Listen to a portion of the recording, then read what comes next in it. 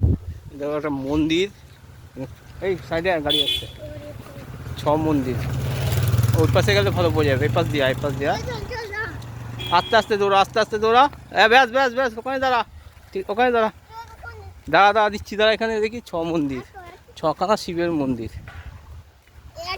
এটা ছিল যে রাজা ছিল এখানকার, তার ছখানা, ছয়জন রানী ছিল।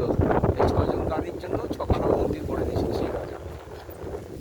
এটা হচ্ছে খানাকুল, হুগলি খানাকুল, রাধানগর গ্রাম।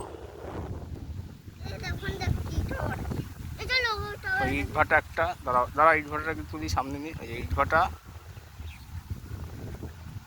আর এই যে মন্দির, ছ মন্দির।